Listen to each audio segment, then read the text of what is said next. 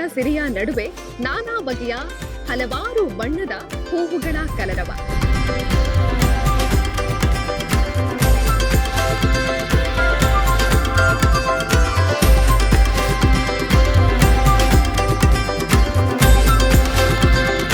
ನಾವು ತುಂಬಾ 98ರಲ್ಲಿ ಸ್ಟಾರ್ಟ್ ಮಾಡಿದ್ವಿ.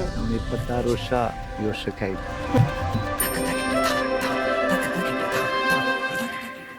ನಮಸ್ಕಾರ ವೀಕ್ಷಕರೇ, ವಿಶೇಷ ಕಾರ್ಯಕ್ರಮಕ್ಕೆ ಸ್ವಾಗತ. ಈ ಎಲ್ಲಾ ಹೂವುಗಳ ನಗುವಿಗೆ ಕಾರಣ ಈಶ್ವರ ಮಂಗಲದ ನಿಸರ್ಗ ನರ್ಸರಿಯ ಮಾಲಕರಾಗಿರುವಂತಹ ಶಿವು ಎಸ್ ಪೂಜಾರಿಯವರು. ಹಚ್ಚ ಹಸಿರಿನ ಸಿರಿಯ ನಡುವೆ ನಾನಾ ಬಗೆಯ ಹಲವಾರು ಬಣ್ಣದ ಹೂವುಗಳ ಕಲರವ. ಹಕ್ಕಿಗಳ ಇಂಚರ ಯಾವ ರೀತಿಯಾಗಿ ಕಿವಿಗೆ ಇಂಪನ್ನ ಕೊಡುತ್ತೋ ಅದೇ ರೀತಿಯಾಗಿ ಬಣ್ಣ ಬಣ್ಣದ ಕಲರ್ಫುಲ್ ಹೂವುಗಳನ್ನ ನೋಡ್ತಾ ಇದ್ರೆ ಮನಸ್ಸಿಗೆ ಮುದ ಕೊಡುತ್ತೆ, ಕಣ್ಣಿಗೂ ಮುದವನ್ನ ಕೊಡುತ್ತೆ ಅಲ್ವಾ. ತುಂಬಾ ಜನರಿಗೆ ಹೂವಿನ ಗಿಡಗಳನ್ನ ನೆಡೋದು, ಅವುಗಳನ್ನ ಕಾಳಜಿ ಮಾಡೋದು ಅಂತ ಹೇಳಿದ್ರೆ ಎಲ್ಲಿಲ್ಲದ ಪ್ರೀತಿ, ಎಲ್ಲಿಲ್ಲದ ಖುಷಿ ಇರುತ್ತೆ.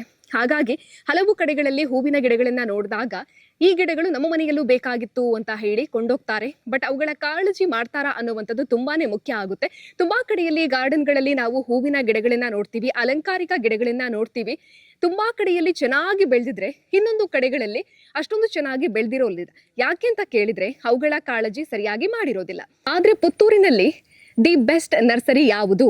ಇಲ್ಲಿಂದ ಹೂವಿನ ಗಿಡಗಳನ್ನ, ಅಲಂಕಾರಿಕ ಗಿಡಗಳನ್ನ ಕೊಂಡೋದ್ವಿ ಅಂತ ಹೇಳಿದ್ರೆ ಅವುಗಳು ಸದೃಢವಾಗಿರ್ಬೇಕು, ನಮ್ಮ ಮನೆಯಲ್ಲಿ ತುಂಬಾನೇ ಚೆನ್ನಾಗಿ ಬೆಳಿಬೇಕು ಅಂತ ಯೋಚನೆ ಮಾಡೋರು ತುಂಬಾ ಜನ ಇರ್ತಾರೆ. ಹಾಗಾಗಿ ಪುತ್ತೂರಿನ ಮಟ್ಟಿಗೆ ಗೊತ್ತಿರೋದು ತುಂಬಾ ಜನರಿಗೆ ಅಂತ ಹೇಳಿದ್ರೆ ನಿಸರ್ಗ ನರ್ಸರಿ ಈಶ್ವರ ಮಂಗಳ. ಇಲ್ಲಿಂದ ಗಿಡವನ್ನ ಕೊಂಡೋದ್ರೆ ಅವುಗಳು ಚೆನ್ನಾಗಿ ಬೆಳೆಯುತ್ತೆ ಅನ್ನುವಂಥದ್ದು ಅನೇಕರಿಗೆ ಗೊತ್ತಿದೆ. ಹಾಗಾಗಿ ಇಲ್ಲಿಂದ ಗಿಡವನ್ನ ಕೊಂಡೋಗಿ ನೆಟ್ಟಂತಹ ಪ್ಲೇಸ್ಗೆನೆ ನಾವಿವತ್ತು ಬಂದಿರುವಂತದ್ದು. ಇಲ್ಲಿ ನಿಸರ್ಗ ನರ್ಸರಿಯಿಂದ ತಂದಂತಹ ಗಿಡಗಳು ಎಷ್ಟು ಚೆನ್ನಾಗಿ ಬೆಳೆದಿದೆ ಅಂತ ನೀವು ನೋಡ್ಬೇಕು. ಅದ್ರ ಜೊತೆಗೇನೆ ಇದ್ರ ಕಾಳಜಿಯನ್ನ ಮಾಡ್ತಾ ಇರುವಂತಹ ಶಿವು ಎಸ್ ಪೂಜಾರಿ ಅವ್ರ ಜೊತೆ ಕೂಡ ಮಾತನಾಡ್ಬೇಕು. ಇವರು ಹೂವಿನ ಗಿಡಗಳನ್ನ ನೆಡೋದು, ಅವುಗಳ ಕಾಳಜಿ ಮಾಡೋದು ಮಾತ್ರ ಅಲ್ಲದೆ ಹಣ್ಣಿನ ಗಿಡಗಳು ಇರುತ್ತೆ, ಇನ್ನೊಂದು ಕೆಲವೊಂದಿಷ್ಟು ಅಲಂಕಾರಿಕ ಗಿಡಗಳಿರುತ್ತೆ, ಅವುಗಳನ್ನ ಕಟಿಂಗ್ ಯಾವ ರೀತಿಯಾಗಿ ಮಾಡಬೇಕು ಅನ್ನೋದ್ರ ಬಗ್ಗೆ ಕೂಡ ತಿಳಿಸ್ಕೊಡ್ತಾರೆ.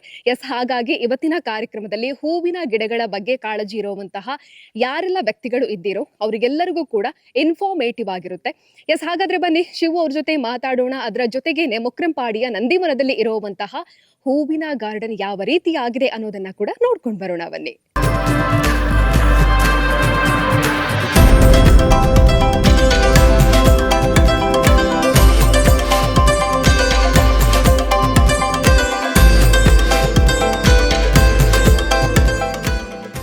ನಂದಿವನದಲ್ಲಿ ಹಚ್ಚ ಹಸಿರಿನ ಸಿರಿ ನಡೆಸೋ ರೀತಿ ಮಾಡ್ತಾ ಇರುವಂತಹ ಶಿವು ಎಸ್ ಪೂಜಾರಿ ಅವರಿದ್ದಾರೆ. ಬನ್ನಿ ಮಾತಾಡ್ಸೋಣ.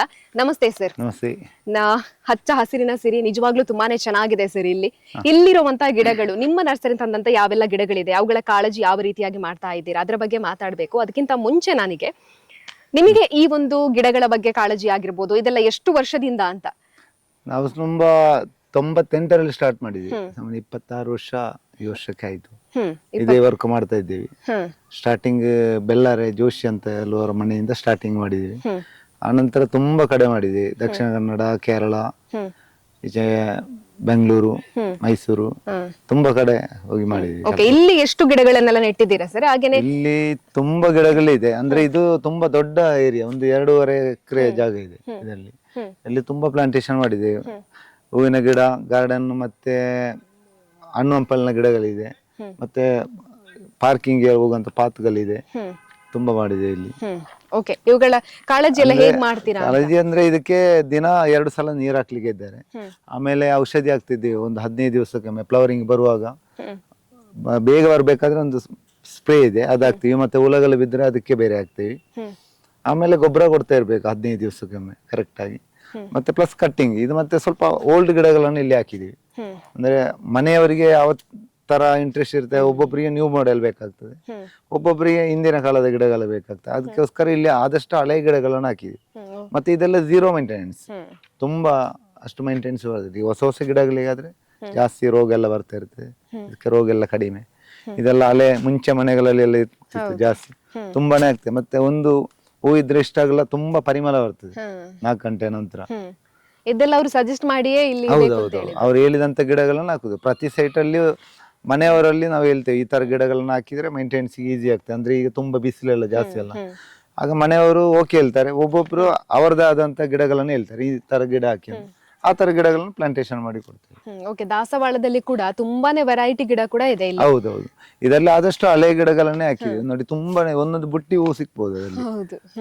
ಅಂದ್ರೆ ಈಗ ಹೈಬ್ರಿಡ್ಗೆಲ್ಲಾದ್ರೆ ಗಿಡಗಳು 1-2 ಅಡಿಯಲ್ಲಿ ಇರ್ತದೆ, ಒಂದು ಫ್ಲವರಿಂಗ್ ಸಿಗ್ತದೆ ದಿವಸ. ಇದರಲ್ಲಿ ನೋಡಿ ಒಂದರಲ್ಲಿ ಒಂದು 100 ಗಿಡ ಹೂ ಕೊಯ್ಬಹುದು. ಇದೆಲ್ಲ ನೋಡಿ ಹಳೆ ಗಿಡಗಳಿದು. ಹೌದು. ಹಾಗೇನೆ ಕೆಳಗೆ ಬರುವಂತ ಹುಲ್ಲು ಕೂಡ ಅದರ ಮೇಂಟೆನೆನ್ಸ್ ಕೂಡ ತುಂಬಾ ಕಡೆ ನೋಡ್ಬೇಕಾದ್ರೆ ಹಾಗೆ ಬಂದಿರುತ್ತೆ. ಬಟ್ ಅದು ಇದೊಂದು ಚೆನ್ನೈ ಗ್ರಾಸ್ ಅಂತ ಹೇಳಿ, ಬಫೋಲಾ ಗ್ರಾಸ್. ಇದು 0 ಮೇಂಟೆನೆನ್ಸ್. ತಿಂಗಳಿಗೆ 1-2 ಸಲ ಕಳೆಗಳನ್ನು ಕಿತ್ರೆ ಆಯ್ತು. ಮತ್ತೆ ಒಂದು 60% ಇದಕ್ಕೆ ನೆರಳು ಬೇಕು. ಇದು ಮ್ಯಾಕ್ಸಿಕನ್, ಇದಕ್ಕೆ ಎಷ್ಟು ಬಿಸಿಲು ಸಿಕ್ಕಿದ್ರು ತೊಂದರೆ ಇಲ್ಲ, ನಿಲ್ತದೆ. ಇದಕ್ಕೆ ಮಾತ್ರ ಜಾಸ್ತಿ ಬಿಸಿಲು ಸಿಕ್ಬಾರ್ದು. ಮತ್ತೆ ನಿಮ್ಗೆ ನಡ್ಕೊಂಡು ಹೋಗುವಾಗ ಅಂತ ಕಾಲಿಗೆ ಅಷ್ಟು ಮಣ್ಣಾಗುದಿಲ್ಲ ಹೂ ಕೊಯ್ಯುವಾಗ. ಮತ್ತೆ ಅದರಷ್ಟು ಕಾಸ್ಟ್ ಬೀಳುದಿಲ್ಲ ಇದಕ್ಕೆ, ಕಡಿಮೆ.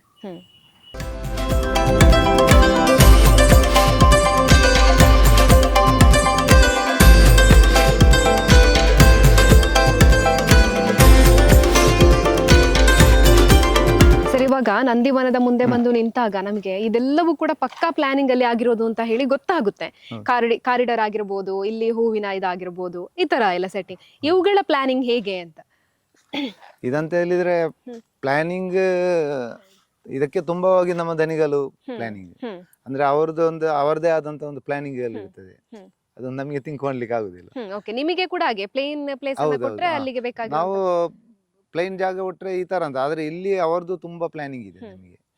ಅವ್ರು ಯಾವ ರೀತಿ ಹೇಳ್ತಾರೆ ಹಾಗೆ ಮಾಡ್ತಾರೆ. ಅದೀಗ ಬೇರೆ ಸೈಟ್ ಅಲ್ಲಿ ಆದ್ರೆ ಒಬ್ಬೊಬ್ರು ಹೇಳ್ತಾರೆ ನಿಮಗೆ ಈಗ ಯಾವ ರೀತಿ ಬೇಕಾ ಹಾಗೆ ಮಾಡಿ ಅಂತ ಹೇಳಿದ್ರೆ ನಾವೇ ಅದಕ್ಕೊಂದು ಪ್ಲಾನಿಂಗ್ ಮಾಡ್ತೇವೆ. ಅವರಿಗೆ ಓಕೆ ಆದ್ರೆ ಅದೇ ತರ ಜಾಸ್ತಿಯಾಗಿ ಹಾಗೆ ಮಾಡ್ತೇವೆ. ಆದ್ರೆ ಇದು ದೊಡ್ಡ ಜಾಗ, 2.5 ಎಕರೆ ಜಾಗ. ಅದರಲ್ಲಿ ಅವರದೇ ಆದ ದನಿಗಳ ಅವರದೇ ಆದಂತ ಒಂದು ಪ್ಲಾನಿಂಗ್ ಇರ್ತದೆ. ಆ ತರನೇ ಮಾಡಿದೀವಿ. ಅವ್ರು ಯಾವ ತರ ಕೆಲಸ ಮಾಡ್ಬೇಕಂತ ಹೇಳ್ತಾರೆ ಅದೇ ತರ ಮಾಡಿದೀವಿ. ಪಾತಿ ಕಟ್ಟೋದು, ಇದಕ್ಕೆ ಕಲ್ಲು ಹಾಕೋದು ಎಲ್ಲ. ನಿಸರ್ಗ ನರ್ಸರಿಯಲ್ಲಿ ಎಷ್ಟು ವೆರೈಟಿ ಆಗಿರುವಂತ ಹೂವಿನ ಗಿಡಗಳಿದೆ ಅಂತ? ಗಿಡಗಳು ತುಂಬಾ ಇದೆ. ಅದು ಹೂವಿನ ಗಿಡದಲ್ಲಿ ಎಂಡ್ ಅಂತ ಇಲ್ಲ, ಅಷ್ಟು ಪ್ರಾಡಕ್ಟ್ ಆಗ್ತಾನೆ ಇರ್ತದೆ. ಒಂದು ವರ್ಷದಿಂದ ವರ್ಷಕ್ಕೆ ತುಂಬಾ ಜಾತಿ ಗಿಡಗಳನ್ನು ಹೊಸತಾಗಿ ಪೂರ್ಣದಲ್ಲಿ, ಕೇರಳದಲ್ಲಿ ಎಲ್ಲ ಮಾಡ್ತಾ ಇರ್ತಾರೆ. ಹೊಸ ಪ್ರಯೋಗಗಳು ಆಗ್ತಾನೆ ಇರ್ತದೆ. ಅದಕ್ಕೆ ಅಲ್ಲಿಂದೆಲ್ಲ ತಂದಿದ್ದೀರಾ? ತಂದಿದೆ. ಅಂದ್ರೆ ಗಿಡ ಇಷ್ಟೇ ಅಂತ ಇಲ್ಲ, ತುಂಬಾನೇ ಆಗ್ತದೆ. ಇನ್ನೂ ಅಷ್ಟೋ ಆಗ್ತದೆ, 1000 ಗಿಡ. ಓಕೆ ಸರ್, ಇವಾಗ ಎಲ್ಲೆಲ್ಲ ಹಾಕಿದೀರಾ ಅಂತ? ಪುತ್ತೂರು ಭಾಗದಲ್ಲಿ ಮಾತ್ರ ಅಲ್ಲದೆ ಪುತ್ತೂರಿನಲ್ಲಿ ಎಲ್ಲೆಲ್ಲ ಹಾಕಿದ್ದೀರಾ? ಹಾಗೆ ಬೇರೆ ಎಲ್ಲೆಲ್ಲ ನಿಮ್ಮದೇ ಒಂದು ಪ್ಲಾನಿಂಗ್ ಅಲ್ಲಿ ಗಾರ್ಡನಿಂಗ್ ಆಗಿರುವಂತದ್ದು? ತುಂಬಾ ಐತೆ. ಕೇರಳ, ಮೈಸೂರು, ಬೆಂಗಳೂರು.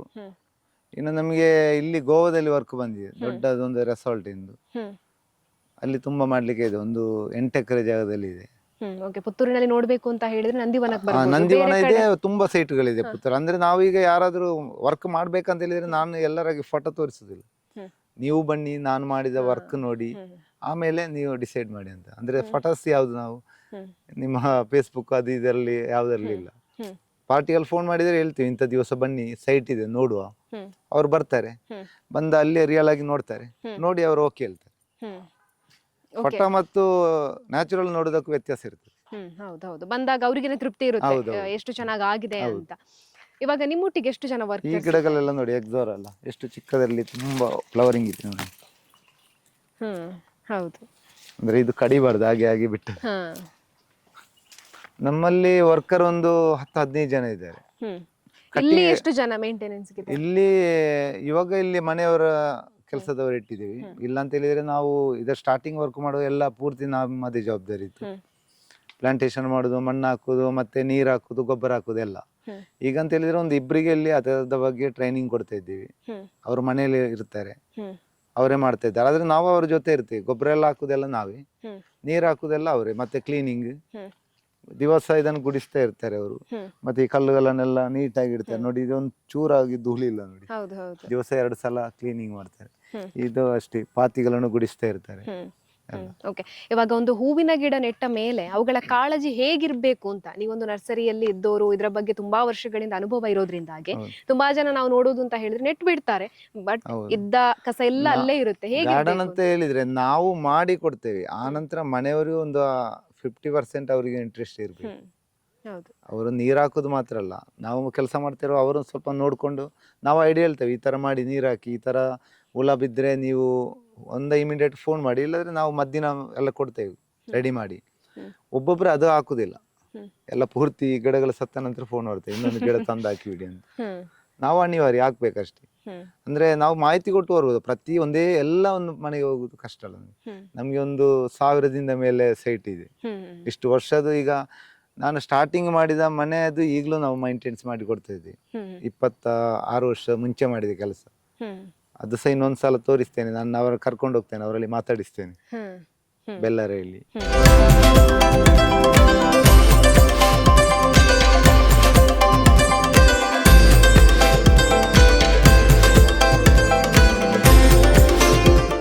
ಗಾರ್ಡನಿಂಗ್ ಅಂತ ಹೇಳಿದಾಗ ಹೂವಿನ ಗಿಡಗಳು ಎಷ್ಟು ಪ್ರಾಮುಖ್ಯತೆಯನ್ನು ಪಡೆಯುತ್ತೋ ಅದರ ಜೊತೆಗೇನೆ ನಾವು ಗಾರ್ಡನ್ ಅಲ್ಲಿ ಮಾಡುವಂತ ಕಾರಿಡಾರ್ ಆಗಿರ್ಬೋದು, ಹಾಸುಗಲ್ಲಾಗಿರ್ಬೋದು, ಇವೆಲ್ಲವೂ ಕೂಡ ಇಂಪಾರ್ಟೆಂಟ್ ಆಗುತ್ತೆ.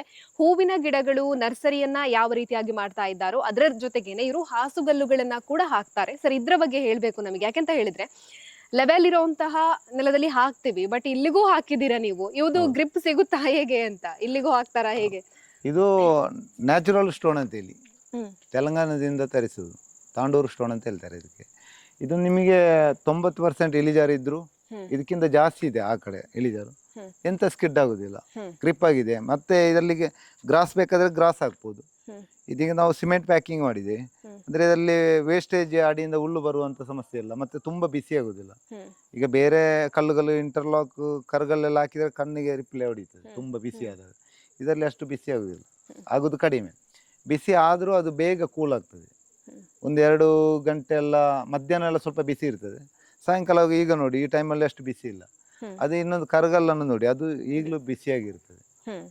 ಇದರ ಕಾರ್ನರಿಗೆ ಗಿಡವನ್ನ ಅಲ್ಲ, ಇದರ ಕಾರ್ನರ್ಗೆ ಗ್ರಾಸ್ ಸೆಟ್ಟಿಂಗ್ ಮಾಡ್ಲಿಕ್ಕೆ ಆಗ್ತದೆ 2 ಇಂಚ್ ಬಿಟ್ಟು. ಇಲ್ಲಿ ಗ್ರಾಸ್ ಹಾಕ್ಲಿಲ್ಲ ನಾವು, ಪೂರ್ತಿ ಸಿಮೆಂಟ್ ಪ್ಯಾಕಿಂಗ್ ಅಲ್ಲಿ ಮಾಡಿದ್ವಿ. ಮತ್ತೆ ನಮಗೆ ಕ್ಲೀನಿಂಗ್ ಮಾಡ್ಲಿಕ್ಕೂ ಈಸಿ, ಗುಡಿಸುವುದೆಲ್ಲ ತುಂಬಾ ಈಸಿಯಾಗಿ ಆಗ್ತದೆ. ಇಂಟರ್ಲಾಕ್ ಅಲ್ಲಿ ಆದ್ರೆ ನಿಮ್ಗೆ ಒಯ್ಗೆಗಳು ಬರ್ತಾ ಇರ್ತದೆ, ಇದರಲ್ಲಿ ಯಾವುದಂತ ಇದಿಲ್ಲ. ಇರುವೆಗಳು ಬಂದು ಮಣ್ಣು ಎಲ್ದು ಹಾಕುದು, ಮತ್ತೆ ಕಾಡು ಹುಲ್ಲು ಬರುವಂತದ್ದು ಯಾವುದಿಲ್ಲ. ವಾಶ್ ಮಾಡಿದ್ರು ನ್ಯಾಚುರಲ್ ಆಗಿ ಬರ್ತದೆ. ಮತ್ತೆ ಇದಕ್ಕೆ ಯಾವುದು ಪಾಲಿಸಿ ಏನಿಲ್ಲ, ಅದೇ ಕಲ್ಲು ನ್ಯಾಚುರಲ್ ಆಗಿ. ಇದೇ ದೊಡ್ಡ ಜಾಗ ಸರ್, ಬಟ್ ಇದಕ್ಕಿಂತ ದೊಡ್ಡ ಜಾಗದಲ್ಲಿ ಎಲ್ಲಾದ್ರೂ ಹಾಕಿದಿರಾ ಹೇಗೆ ಅಂತ? ಇಲ್ಲ, ಇಲ್ಲಿ ಇದು ತುಂಬಾ ದೊಡ್ಡ ಜಾಗ. ಇದರಲ್ಲಿ ಸಾಮಾನ್ಯ ಒಂದು 10,000ದಿಂದ ಮೇಲೆ ಹಾಕಿದ್ದೇವೆ. ಒಂದು 8,000-7,000ದವರೆಗೆ ಹಾಕಿದ್ದೇವೆ ಬೇರೆ ಸೈಟ್ ಅಲ್ಲಿ. ಮತ್ತೆ ಮಿನಿಮಮ್ ಅಂಗಲಗಳ ಇರೋದೇ 1,000-2,000 ಸ್ಕ್ವೇರ್ ಫೀಟ್ ಒಳಗೆ ಇರುದು. ಇದಂತ ಹೇಳಿದ್ರೆ ತುಂಬಾ ಹಾಕಿದೆ. ಇಲ್ಲಿ ಅಲ್ಲಿಂದ ಹಿಡಿದು ಮನೆ ಸುತ್ತಾಗಿದ್ದು ನೋಡಿ ಫುಲ್ಲು ಎಲ್ಲ ಹಾಕಿದೆ. ಮರಗಳನ್ನ ಅಲ್ಲದೆ ಹೂವಿನ ಗಿಡಗಳನ್ನ ಮಾತ್ರ ಹಾಕಿರೋ ಒಂದು, ಇವಾಗ ಇಲ್ಲಿ ನೋಡೋದು ಅಂತ ಹೇಳಿದ್ರೆ ತುಂಬಾ ಇದೆ ಹೂವಿನ ಗಿಡಗಳು, ಬಟ್ ತುಂಬಾ ದೊಡ್ಡ ಜಾಗ ಆಗಿರೋದ್ರಿಂದಾಗಿ ಅಲ್ಲಲ್ಲಿ ಕಾಣಿಸುತ್ತೆ. ಬಟ್ ಹೂವಿನ ಗಿಡವೇ ಹಾಕಿದಂತಹ ಪ್ಲಾಂಟ್ ಯಾವ್ದಾದ್ರು ಇದೆಯಾ ಅಂತ? ಅಂದ್ರೆ ಬರೀ ಗಿಡಗಳು ಹೂವಿನ ಗಿಡ ಅಂತ ಬರೀ ಗಿಡಗಳು ಹಾಕಿದ ತುಂಬಾ ಸೈಟ್ಗಳಿದೆ. ಅಂದ್ರೆ ಒಬ್ಬೊಬ್ರು ಹಾಕ್ತಾರೆ, ಬರೀ ಪಾತಿಗೆ ಮಾತ್ರ ಹಾಕ್ತಾರೆ, ನಡ್ಕೊಂಡು ಹೋಗೋ ಜಾಗಕ್ಕೆ ಮಾತ್ರ ಹಾಕ್ತಾರೆ. ಅಂದ್ರೆ ಇಲ್ಲಿ ಎಲ್ಲ ಪೂರ್ತಿ ಗಾಡಿ ಹಾಕಿದೆ.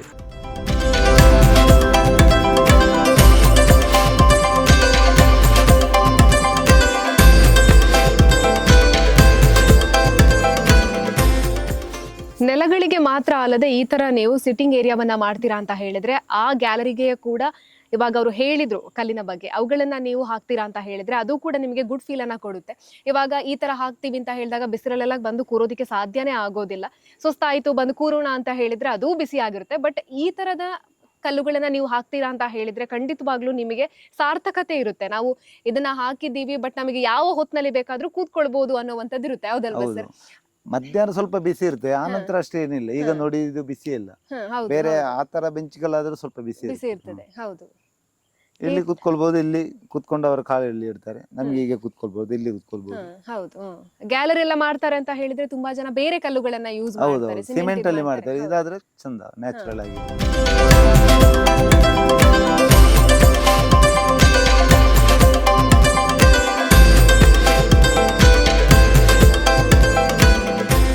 ಸರ್, ಅಶೋಕದ ಮರ ಇದ್ರ ಒಂದು ಕಾಳಜಿ ಹೇಗಿರುತ್ತೆ ಅಂತ? ಇದು ಬಿಟ್ರೆ ತುಂಬಾ ದೊಡ್ಡದಾಗ್ತದೆ. ಇದೀಗ ನಾವು ಇದನ್ನು ಬಂದ ಕೂಡಲೇ ಒಂದು 9 ಫೀಟ್ ಅಡಿ 9 ಫೀಟ್ ಆಗುವ ಕಟ್ಟಿಂಗ್ ಮಾಡ್ತಾ ಇರ್ತೇವೆ.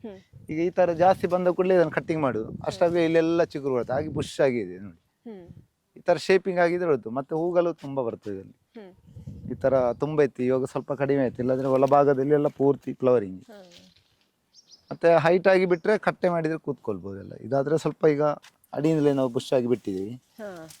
ಮೇಲಿಂದ ಇಲ್ಲಿ ಕೆಳಗೆ ಕಟ್ ಮಾಡಿ ಮೇಲೆ ಮಾತ್ರ ಬಿಟ್ರೆ ಸಿಂಗಲ್ ಕೆಳಗೆ ಬೇಕಂತ ಹೇಳಿದ್ರೆ ಅದು ಗಿಡಗಳಾಗಿ ಈಗ ಅಡಿಭಾಗ ಕೂತ್ಕೊಳ್ಕೆ ಪ್ಲೇಸ್ ಬೇಕಂತ ಹೇಳಿದ್ರೆ ಫಸ್ಟ್ ಗಿಡ ಬಂದ ಕೂಡಲೇ ಇಂಥ ಗಿಡಗಳನ್ನೆಲ್ಲ ಕಟ್ ಮಾಡಬೇಕು, ಸ್ಟ್ರೈಟ್ ಹೋಗ್ತದೆ. ಹ್ಮ್.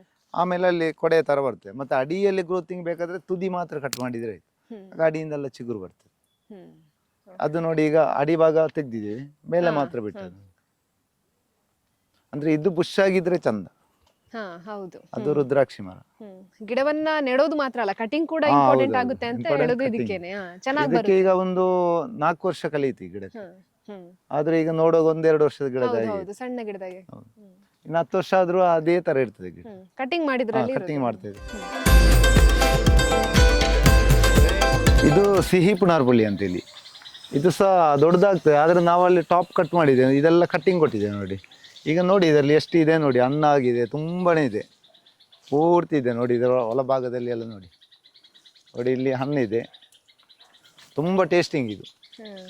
ಹಣ್ಣಾಗಿದೆ. ಹೌದು, ಸಿಹಿ ಇದು ತುಂಬಾ ಇದೆ ನೋಡಿ. ಎಷ್ಟೇ ಹೈಟ್ ಅಲ್ಲಿ ಇದೆ. ಇದು ಮನೆಯವರಿಗೆ ಯಾರಿಗೆ ಬೇಕಾದ್ರೂ ಕೊಯ್ಬೋದು. ಹೌದು ಹೌದು. ಅದಕ್ಕೆ ದೊಡ್ಡ ಏನೆಲ್ಲ ಏನು ಬೇಡ. ಇದೆಷ್ಟು ಬಾರಿ ಕಟಿಂಗ್ ಆಗಿದೆ ತುಂಬಾ ಸಲ? ಈಗ ಒಂದು 3 ತಿಂಗಳು ಮುಂಚೆ ಒಮ್ಮೆ ಕಟ್ಟಿಂಗ್ ಮಾಡಿದೆ.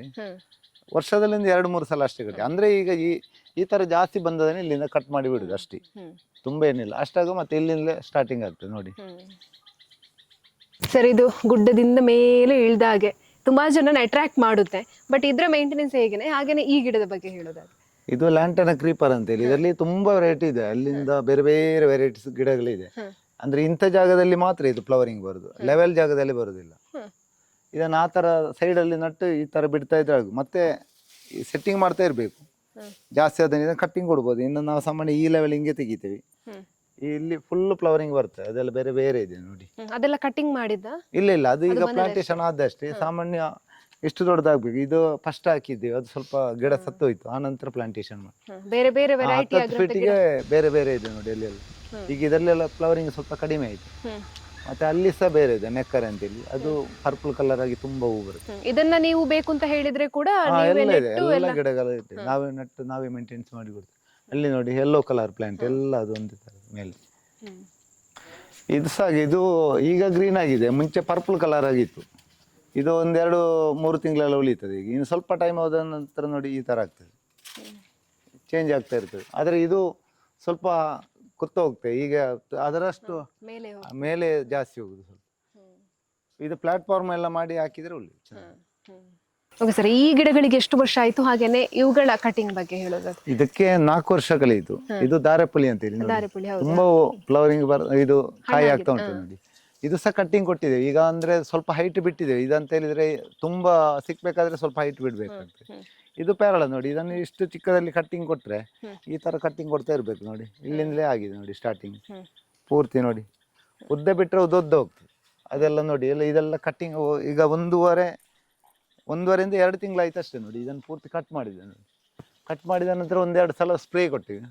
ಇವಾಗ ನೋಡಿ ಪೂರ್ತಿ ಬಂದಿದೆ. ಕಟ್ಟಿಂಗ್ ಮಾಡಿದಷ್ಟು ಫಲ ಜಾಸ್ತಿ. ಹೌದು. ಈಗ ಇನ್ನು ಇದನ್ನೊಂದು 2 ತಿಂಗಳು ಬಿಟ್ಟು ತಿರ್ಗಾ ಇದು ದೊಡ್ಡದಾದ ನಂತರ ಇಲ್ಲಿಂದ ಕಟ್ಟಿಂಗ್ ಕೊಡ್ತೀವಿ. ಮತ್ತೆ ಶೇಪ್ ಆಗಿ ಬರ್ತದೆ. ಅದಕ್ಕೆ ಕಟ್ಟಿಂಗ್ ಮಾಡಬೇಕಿತ್ತು. ಅದು ಕಾಯಿ ಸ್ವಲ್ಪ ಹಣ್ಣಾದ ನಂತರ ಕಟ್ಟಿಂಗ್ ಕೊಡ್ತೀವಿ. ಇದಕ್ಕೆ 4 ವರ್ಷ ಆಯ್ತು. 4 ವರ್ಷ. ಸರ್, ಈ ತರ ಮಾವಿನ ಹಣ್ಣುಗಳನ್ನ ಸಣ್ಣ ಗಿಡದಲ್ಲಿ ನೋಡುವುದು ಅಪರೂಪ ಅಂತ ಹೇಳ್ಬೋದು. ಬಟ್ ಇವುಗಳನ್ನ ಕಟಿಂಗ್ ಎಷ್ಟು ಸರಿ ಮಾಡಿದ್ದೀರಾ ಅಂಡ್ ಇದ್ರ ಬಗ್ಗೆ ಹೇಳೋದಾದ್ರೆ? ಅಂದ್ರೆ ಹೂ ಬಿಡುವುದರಿಂದ ಮುಂಚೆ ಕಟ್ಟಿಂಗ್ ಮಾಡೋದು. ಅಂದ್ರೆ ಈಗ ನಾವು 4 ತಿಂಗಳು ಮುಂಚೆನೆ ಕಟ್ಟಿಂಗ್ ಮಾಡಿದ್ವಿ. ಮಾಡಿ ಎಲ್ಲ ಸ್ಪ್ರೇ ಎಲ್ಲ ಕೊಟ್ಟು ಫ್ಲವರಿಂಗ್ ಬಂದಾಗ ಒಮ್ಮೆ ಸ್ಪ್ರೇ ಹಾಕಿದ್ದೀವಿ. ಆ ನಂತರ ಕಾಯಿಗಳೊಂದು ಇಷ್ಟು ದೊಡ್ಡದಾದಾಗ ಸಾಮಾನ್ಯ ಇಷ್ಟು ದೊಡ್ಡದಾಗ ಒಮ್ಮೆ ಸ್ಪ್ರೇ ಕೊಡ್ಬೇಕು. ಅಂದ್ರೆ ಚಿಕ್ಕ ಹುಳ ಬಂದೆಲ್ಲ ಅದಕ್ಕೆ ಕಚ್ಚಿ ಡಾಟ್ ಮಾಡ್ತೇವೆ. ಬ್ಲ್ಯಾಕ್ ಆದ್ರೆ ಬಿದ್ದು ಹೋಗ್ತದೆ. ಆನಂತರ ಈಗ ಒಂದಿಷ್ಟು ದೊಡ್ಡದಿರುವಾಗ ಒಮ್ಮೆ ಸ್ಪ್ರೇ ಕೊಟ್ರೆ ಮತ್ತೆ ಸ್ಪ್ರೇ ಕೊಡುದಿಲ್ಲ. ಇನ್ನೆಲ್ಲ ನಮಗೆ ತಿನ್ನುವಂತ ಟೈಮ್ ಬಂತಲ್ಲ, ಮತ್ತೇನಾಗುದಿಲ್ಲ. ಮತ್ತೆ ಪ್ಲಸ್ ಕಟ್ಟಿಂಗ್ ನೋಡಿ. ಕಟ್ಟಿಂಗ್ ಕೊಟ್ಟ ನಂತರ ಇಷ್ಟೇ ಶೇಪ್ ಅಲ್ಲಿ ಇರ್ತದೆ. ಅಂದ್ರೆ ಎಲ್ಲರೂ ಪ್ಲಾಂಟೇಶನ್ ಮಾಡ್ತಾರೆ, ನಟ್ಟು ಬಿಡ್ತಾರೆ, ಕಟ್ಟಿಂಗ್ ಮಾಡುದು ಕಡಿಮೆ. ಕಟ್ಟಿಂಗ್ ಮಾಡಿದ ಕೂಡಲೇ ಡಾರ್ಪ್ ಆಗಿರ್ತದೆ, ಮಾವಿನಕಾಯಿ ಸಿಗ್ತದೆ. ಈ ತರ ರಿಂಗ್ ಮಾಡಿ ಕೂಡ ನೀವು? ಹೌದು. ಈ ನೋಡಿ ಇಲ್ಲಿ ರಿಂಗ್ ಮಾಡಿ ಈ ತರ ಯಾರು ಮಾಡುದಿಲ್ಲ. ಅಂದ್ರೆ ಇದು ನೋಡಿ ತುಂಬಾ ಇಳಿಜಾರು ಜಾಗ. ಇದಕ್ಕೆ ನಾವು ಬಫೋಲೋ ಗ್ರಾಸ್, ಇದು ಚೆನ್ನೈ ಗ್ರಾಸ್ ಅಂತ ಹೇಳ್ತೇವೆ. ಇದನ್ನು ಪೂರ್ತಿ ನಾಟಿ ಮಾಡಿ ಹಾಕಿದೆ ಇಲ್ಲಿ. ಈಗ ನಡ್ಕೊಂಡು ಬರೋದಕ್ಕೂ ಏನು ತೊಂದರೆ ಇಲ್ಲ. ಮತ್ತೆ ನೋಡುವಾಗ್ಲೂ ನೀಟ್ ಆಗಿರ್ತದೆ. ಯಾರು ಬೇಕಾದ್ರೆ ಯಾವ ಸೈಡ್ ಅಲ್ಲಿ ಹೋಗಿ ನೋಡ್ಬೋದು. ಹಣ್ಣು ಬಿದ್ರೂ ಕೂಡ ಹಾ, ಹುಲ್ಲಿಗೆನೆ ಹೌದು. ಬೀಳುತ್ತೆ. ಹೌದು, ಹಣ್ಣಿಗೆ ಸಹ ಡ್ಯಾಮೇಜ್ ಆಗುದು, ಹೌದು. ಹ್ಮ್. ಮಣ್ಣಾಗುವಂತ ಏನು ಇದಿಲ್ಲ. ಮತ್ತೆ ಇದು ತುಂಬಾ ಇಳಿಜಾರು ನೋಡಿ, ಇಳಿಜಾರು ಜಾಗಕ್ಕೆಲ್ಲ ಹಾಕ್ಬೋದು. ಅಂದ್ರೆ ನೀರು ಸ್ವಲ್ಪ ಜಾಸ್ತಿ ಬೇಕಾಗ್ತದೆ, ಹ್ಮ್. Plus maintenance. ಹ್ಮ್. ಎಲ್ಲ ಗಿಡಗಳದ್ದು ಕೂಡ ಕಟಿಂಗ್ ಆಗಿದೆ. ಹೌದು, ಕಟ್ಟಿಂಗ್ ಆಗಿದೆ. ಇದೇ ತರ ರಿಂಗ್ ಹಾಕಿದೆ, 2-3 ರಿಂಗ್ ಹಾಕಿ, 2 ಸೆಟ್ ರಿಂಗ್ ಇದೆ. ಹ್ಮ್. ರಿಂಗ್ ಹಾಕಿ ಪೂರ್ತಿ ಇದನ್ನು ಲ್ಯಾಂಡ್ ಅನ್ನು ಒಂದೇ ರೀತಿ ಮಾಡಿ ಇದಕ್ಕೆ ಗ್ರಾಸ್ ಪ್ಲಾಂಟೇಶನ್ ಮಾಡಿದ್ದು. ಇದು ನಾಟಿ ಮಾಡಿದ್ದು 3 ತಿಂಗಳಲ್ಲಿ ಮ್ಯಾಟ್ ಆಗ್ತದೆ ನೋಡಿ, ಇದೇ ತರ. ಓಕೆ, ಬುಡಕ್ಕೆ ಏನೆಲ್ಲ ಹಾಕ್ಬೇಕು ಅಂತ? ಇದಕ್ಕೆ ಗೊಬ್ಬರ ಈಗ ಸ್ವಲ್ಪ ಕಡಿಮೆ ಮಾಡಿದ್ವಿ. ಮಾವು ಹೂ ಬಿಡುವ ಟೈಮಲ್ಲಿ ಒಂದ್ಸಲ ಹಾಕಿದೀವಿ. ಇನ್ನು ಪೂರ್ತಿ ಮಾವಿನಕಾಯಿ ಮುಗ್ದ ನಂತರ ವಾಪಸ್ ಒಂದ್ಸಲ ಕಟ್ಟಿಂಗ್ ಮಾಡ್ಲಿಕ್ಕೆ ಇದೆ. ಆ ತರ ಚಿಗುರು ಬಂದಿದೆ ನೋಡಿ, ಈ ತರದಲ್ಲಿ ನೋಡಿ. ಇಂಥ ಚಿಗುರು ಬಂದ್ರೆ ಇದನ್ನು ಕಟ್ ಮಾಡಿ ತೆಗಿತೀವಿ. ಇದು ಬೇರೆನೆ ಚಿಗುರು, ಇದರಲ್ಲಿ ಇನ್ನು ಮಾವಿನಕಾಯಿ ಆಗುದಿಲ್ಲ. ಇದು ಇದೇ ತರ ಇರ್ತದೆ, ಇಷ್ಟೇ ಇರ್ತದೆ. ಇದಕ್ಕೆ ಇನ್ನು ಬೆಳೆಯುವ ಇದಿಲ್ಲ. ಇದು ಜಾಸ್ತಿ ಬೆಳೀತದೆ. ಇದನ್ನು ಕಟ್ ಮಾಡಿದ್ರೆ ಮತ್ತೆ ತಿರ್ಗಾದಲ್ಲಿ ಸ್ಟಾರ್ಟ್ ಆಗ್ತದೆ. ಕೆಲವೊಂದು ಗಿಡಗಳು ಆಲ್ ಸೀಸನ್ ಇದೆ, 2-3 ಸಲ ಸಹ ಆಗ್ತದೆ. ನಿಕ್ಕಬೋಡ ಉಪದೈಪುಂಡದ ಪುರೇ ಗಿಡ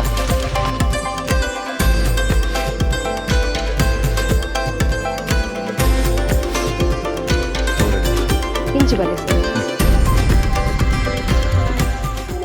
ಸರ್. ಗಿಡಗಳ ಮೇಂಟೆನೆನ್ಸ್ ಯಾವ ರೀತಿ ಅಂತೆಲ್ಲ ಹೇಳಿದ್ರಿ ನೀವು. ನಿಮ್ಮನ್ನ ಕಾಂಟ್ಯಾಕ್ಟ್ ಮಾಡಬೇಕು ಅಂತ ಹೇಳಿದ್ರೆ ಹೇಗೆ ಅಂತ ಅದನ್ನ ಡೀಟೇಲ್ ಕೊಡೋದಾದ್ರೆ ವೀಕ್ಷಕರಿಗೆ. ನಮ್ಮದು ಜಾಸ್ತಿ ಗೊತ್ತಿರ್ಬೋದು, ನಿಸರ್ಗ ಗಾರ್ಡನ್ ನರ್ಸರಿ ಈಶ್ವರಮಂಗಲ ಅಂತೇಳಿ. ನಮ್ಮದು ಹೊಸತಾದಂಥ ನರ್ಸರಿ ಒಂದು ಓಪನ್ ಮಾಡ್ತಿದ್ದೇವೆ ಪುತ್ತೂರು ಬೈಪಾಸ್ ಜಂಕ್ಷನ್ ಅಲ್ಲಿ, ಮಂಜರಡುಪ್ಪು ಹತ್ತಿರ. ಇನ್ನೊಂದು ನೆಕ್ಸ್ಟ್ ತಿಂಗಳು ಫಸ್ಟಲ್ಲಿ ಓಪನಿಂಗ್ ಮಾಡ್ತೀವಿ. ಮತ್ತೆ ನಾವು ಅಲ್ಲಿ ಸಿಗ್ತೀವಿ, ಅಥವಾ ನಮ್ಮ ಫೋನ್ ಮಾಡಿದರೆ ನಾವು ಎಲ್ಲಿದ್ದರೂ ಬಂದು ಮಾಡಿಕೊಡ್ತೀವಿ. ಫೋನ್ ನಂಬರ್ ಹೇಳುದಾದ್ರೆ ಸರ್? 9611818721. ಅದಕ್ಕೆ ಕಾಂಟ್ಯಾಕ್ಟ್ ಮಾಡಿ ಬಂದು ನಾವು ಸೈಟ್ ನೋಡ್ತೇವೆ, ಯಾವ ಥರ ಮಾಡ್ಬೋದು ಅಂತ ಪ್ಲ್ಯಾನಿಂಗ್ ಕೊಡ್ತೇವೆ. ಮನೆಯವರು ಮಾಡ್ತಿದ್ರೆ ಅವರಿಗೂ ನಾವು ಪ್ಲ್ಯಾನಿಂಗ್ ಕೊಡ್ತೇವೆ. ಒಬ್ಬೊಬ್ಬರು ಅವರವರೇ ಮಾಡ್ಕೊಳ್ತಾರೆ, ಈ ಥರ ಮಾಡ್ಬೋದು ಅಂತ ಹೇಳಿದ್ರೆ. ಅವರಲ್ಲಿ ಹಳೆ ಸಸಿಗಳಿದ್ರೆ ಪ್ಲಾಂಟೇಶನ್ ಮಾಡಿಸಿ ಕೊಡ್ತೇವೆ, ಹೊಸತನ್ನು ಮಾಡಿ ಕೊಡ್ತೇವೆ. ವೀಕ್ಷಕರೇ, ಸಣ್ಣದಾಗಿರುವಂತ ಗಾರ್ಡನ್ ಇರ್ಲಿ, ದೊಡ್ಡದಾಗಿರುವಂತ ಗಾರ್ಡನ್ ಇರ್ಲಿ, ಗಾರ್ಡನ್ ಮಾಡಬೇಕು ಅನ್ನುವಂತ ಯೋಚನೆ ಮಾಡೋರು ಖಂಡಿತವಾಗ್ಲೂ ನಿಸರ್ಗ ನರ್ಸರಿಯನ್ನ ಕಾಂಟ್ಯಾಕ್ಟ್ ಮಾಡಿ. ಶಿವು ಅವರು ಯಾವಾಗ ಬೇಕಾದ್ರೂ ಅವೈಲೇಬಲ್ ಇರ್ತಾರೆ ನಿಮ್ಗೆ. ಹಾಗಾಗಿ ನಿಮಗೆ ನಿಮ್ಮ ಪ್ಲಾನ್ ಹೇಗಿದೆಯೋ ಅದ್ರ ಜೊತೆಗೇನೆ ಇವರ ಪ್ಲಾನ್ ಅನ್ನ ಕೂಡ ಆಡ್ ಮಾಡಿ ಬ್ಯೂಟಿಫುಲ್ ಆಗಿರುವಂತ ಗಾರ್ಡನ್ ನಿಮ್ಮ ಮನೆಯಲ್ಲಿ ಆಗಿರ್ಬೋದು. ನೀವು ಯಾವ ಪ್ಲೇಸ್ ನಲ್ಲಿ ನಮಗೆ ಗಾರ್ಡನ್ ಬೇಕು ಅಂತ ಯೋಚನೆ ಮಾಡ್ತಿರೋ ಅದು ನಳಿಸೋ ರೀತಿಯಾಗಿ ಶಿವು ಅವರು ಮಾಡಿಕೊಡ್ತಾರೆ. ಸಂಪೂರ್ಣವಾಗಿರುವಂತಹ ಜವಾಬ್ದಾರಿಯನ್ನ ಅವರೇ ತಗೊಳ್ತಾರೆ. ನೀವು ಹೇಳಿದಂತ ಪ್ಲೇಸಿಗೆ ಬರ್ತಾರೆ, ಅಲ್ಲಿ ಗಾರ್ಡನಿಂಗ್ ನ ಸೆಟ್ಟಿಂಗ್ ಮಾಡಿ ಕೊಡ್ತಾರೆ. ಅದರ ಜೊತೆಗೇನೆ ಅದನ್ನ ಮುಂದೆ ಯಾವ ರೀತಿಯಾಗಿ ಕಾಳಜಿ ಮಾಡಬೇಕು ಅನ್ನೋದನ್ನ ಕೂಡ, ಮಾರ್ಗದರ್ಶನವನ್ನ ಕೂಡ ಅವರೇ ಕೊಡ್ತಾರೆ. ಹಾಗಾಗಿ ಗಾರ್ಡನ್ ಮಾಡಬೇಕು ಅಂತ ಯೋಚನೆ ಮಾಡೋರು ತಪ್ಪದೆ ಶಿವು ಅವರನ್ನ ಕಾಂಟ್ಯಾಕ್ಟ್ ಮಾಡಿ ನಿಮ್ಮ ಮನೆಯಲ್ಲಿ ಸುಂದರವಾಗಿರುವಂತಹ ನರ್ಸರಿಯನ್ನ ನೀವೇ ಸೃಷ್ಟಿ ಮಾಡಿಕೊಳ್ಳಿ ಅಂತ ಹೇಳ್ತಾ ಇವತ್ತಿನ ಕಾರ್ಯಕ್ರಮವನ್ನ ಮುಗಿಸ್ತಾ ಇದೀವಿ. ಕ್ಯಾಮರಾ ಪರ್ಸನ್ ಅಶ್ವಥ್ ಜೊತೆ ಸುಮಿತ್ರಾ ಬಿ, ಸುದ್ದಿ ನ್ಯೂಸ್, ಪುತ್ತೂರು. ಸುದ್ದಿ ಚಾನಲ್, ಕ್ಷಣ ಕ್ಷಣದ ಸುದ್ದಿಗಾಗಿ.